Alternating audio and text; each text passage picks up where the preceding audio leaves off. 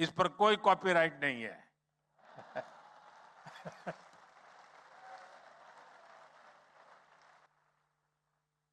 साथियों, मैं आपको एक और डेटा देता हूं।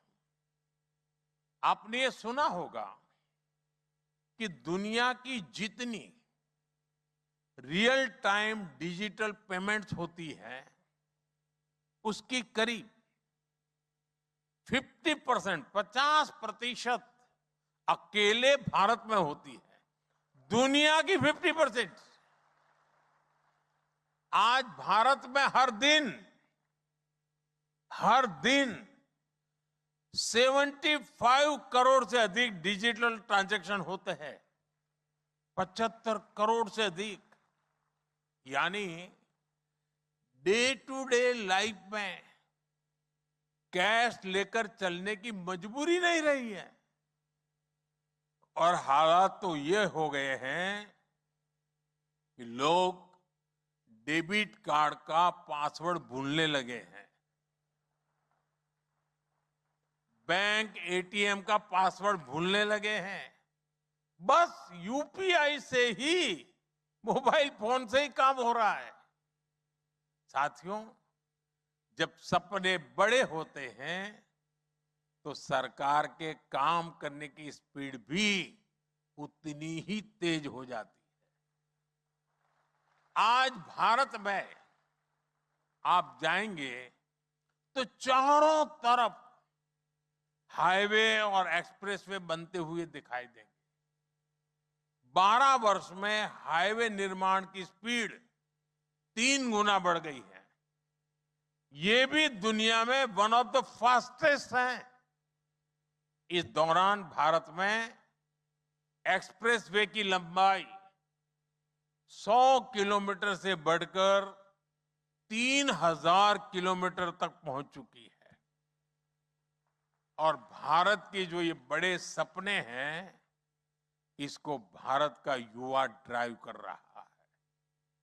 12 साल में ग्लोबल क्यूएस रैंकिंग में भारतीय यूनिवर्सिटी की संख्या 11 से बढ़कर 50 से अधिक हो चुकी है।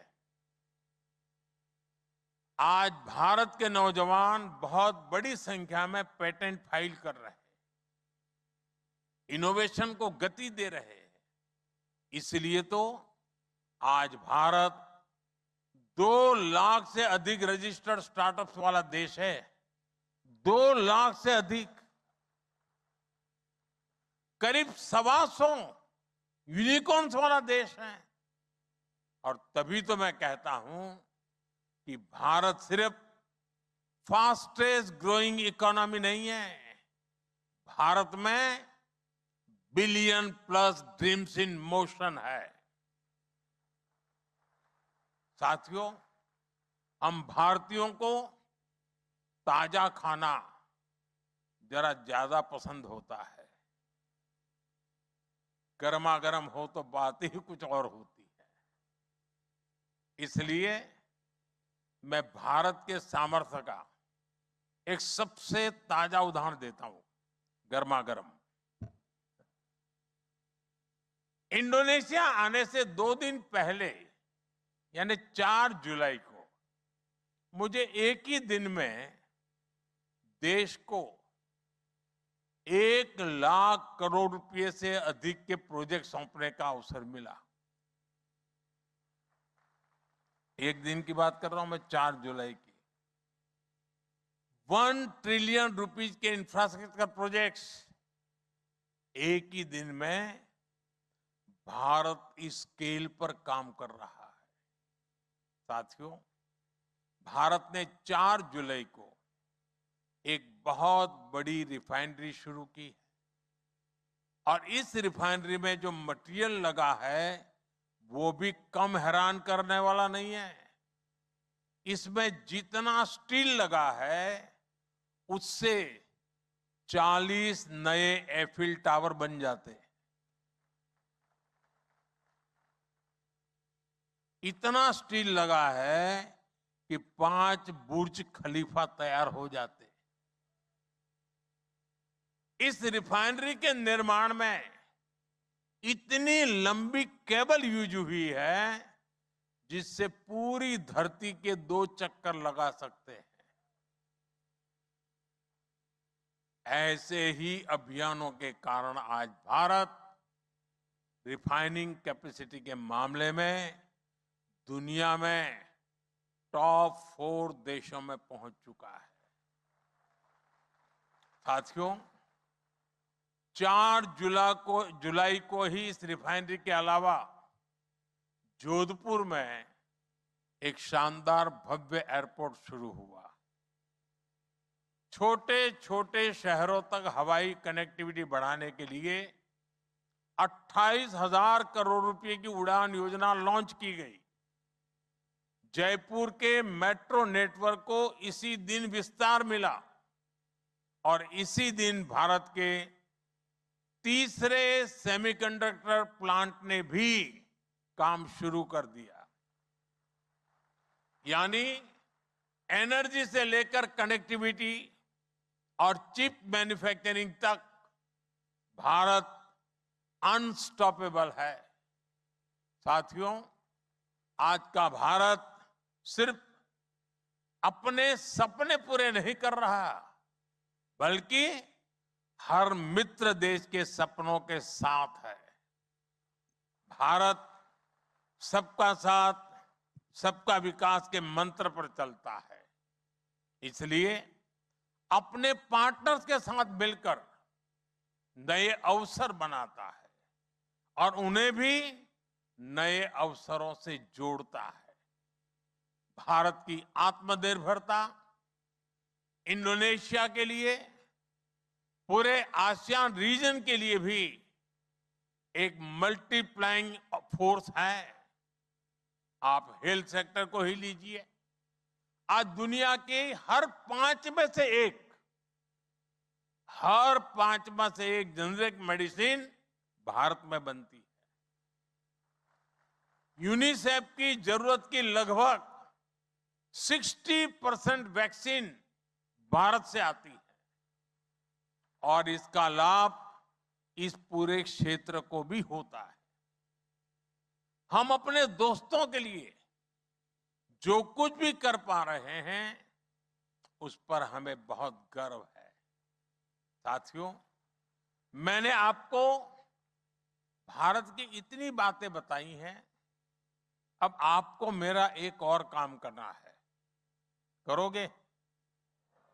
करोगे? आपको अपने इंडोनेशियन फ्रेंड्स को भारत के बारे में बताना है। बताओगे? और उन्हें भारत आने के लिए आग्रह करना है। अब तो जाकार्ता से मुंबई के लिए, बाली से दिल्ली और बेंगलुरु के लिए इतनी सारी डायरेक्ट फ्लाइट्स हैं। इससे भारत आना जाना बहुत आसान हो गया है। साथियों, भारतीय समुदाय में भी जो नई पीढ़ी है, जो युवा है, उनको भी आपको भारत के बारे में बताना है। इंडोनेशिया में इंडियन कम्युनिटी के बच्चों के लिए भारत को जानो क्विज को शुरू किया गया है। इसमें यहां के बहुत सारे बच्चे पार्टिसिपेट कर रहे हैं। कर्टेन रेजर इवेंट में ही मुझे आपका बहुत उत्साह दिखा है। 6th एडिशन में हमने एग्जाम फॉर्मेट को छोड़कर अब इस पूरे कंपटीशन को गेमिफाइड किया है। मेरा आग्रह है कि आप सब युवा साथी इसमें पार्टिसिपेट कीजिए और सोशल मीडिया पर मेरे साथ अपना एक्सपीरियंस शेयर कीजिए।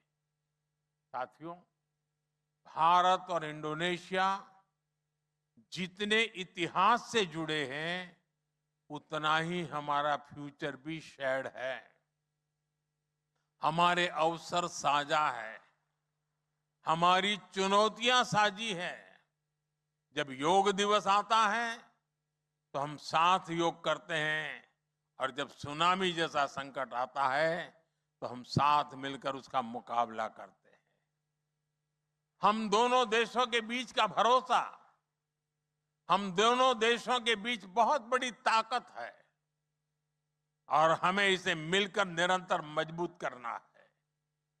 आप सभी भारत इंडोनेशिया के प्रॉस्परस फ्यूचर की साझा कड़ियां हैं।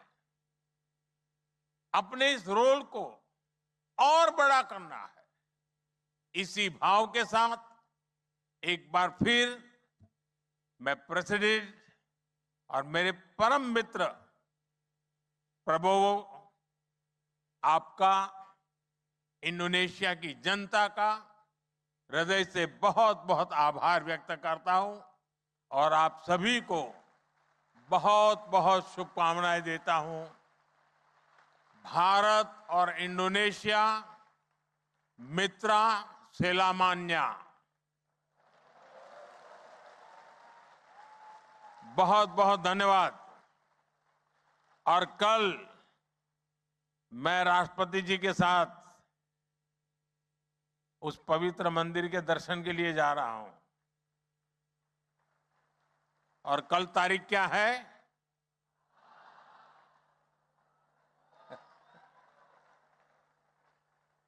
तो हमारा नाता भी इतना मजबूत है। और राष्ट्रपति जी, मैंने इतनी सारी योजनाएं बताई हैं, मैं आपको वादा करता हूं इस पर कोई कॉपीराइट नहीं है।